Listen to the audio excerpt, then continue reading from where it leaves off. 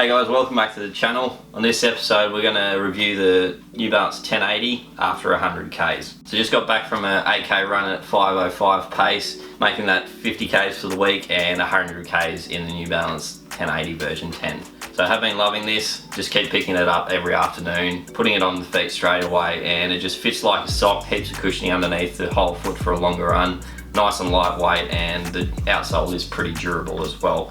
We'll get into the pros and cons of each component in this shoe, what I have been liking and disliking over the initial 100 Ks, and how I think this will wear over the life of the shoe. Something like this I'd probably expect that 750 to 800 Ks out of. Pushing it any more than that, the fresh foam will just be a bit depleted. So this is a high cushion neutral shoe by New Balance. They have upgraded quite a bit from that 9, but we'll get into what I've been liking about this shoe.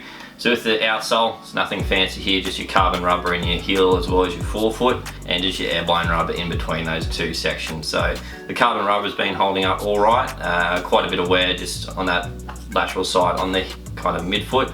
Since that do have a rocker, so you're not going to wear that back half out, or you shouldn't unless you're a completely heel striker. And they've got the exposed foam, fresh foam on that lateral side on the midfoot, and just air-blown rubber and carbon rubber on the toe. So I think they probably could just move this air-blown rubber to that lateral side. Since this is a neutral shoe, a lot of neutral runners are landing on that lateral side, especially on that midfoot.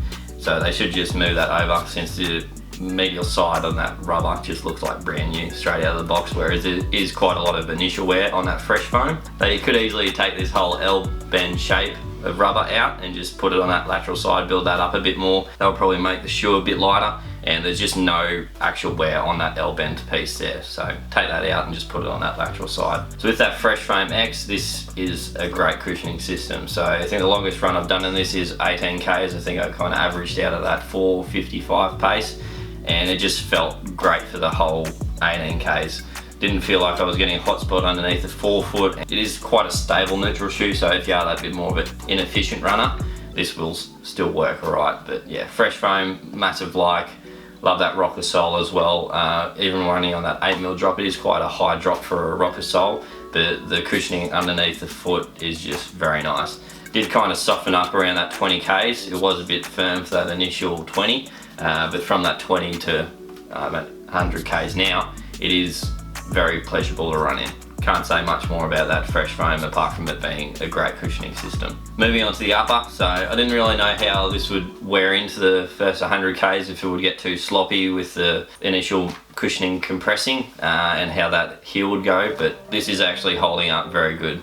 There's still a lot of elasticity in the hypo knit, locking down that midfoot as well, and the heel counter hasn't changed at all. So there's not a whole lot of initial cushioning on that heel counter, it's just basically neoprene. Hasn't really molded, hasn't making the shoe any bigger.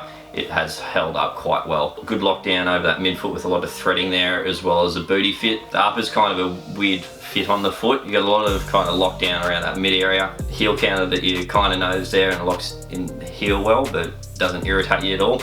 And that hypo knit that's a lot stretchier. I haven't experienced any blisters. I am running with Features Elite Mini Cruise, so good socks plus a nice upper. This makes for a really great combo. The only thing that's going to give way is just yourself at the end of the day. I will have a full review when this shoe's written off. Probably put it in a trophy cabinet, put it in the trophy room.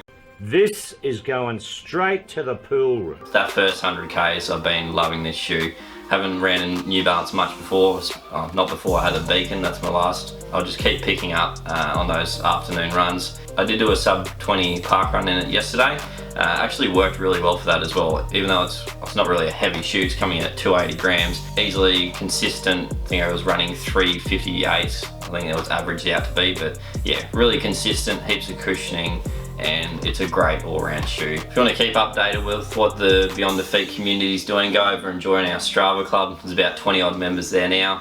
Myself and Josh are on it, plus a lot of other Beyond the Feet community around the world. So keeps up to date with what we're running.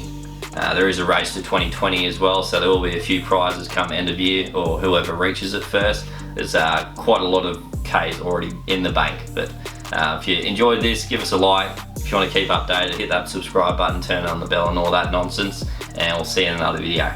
Bye. So they should just move that over to that lateral side.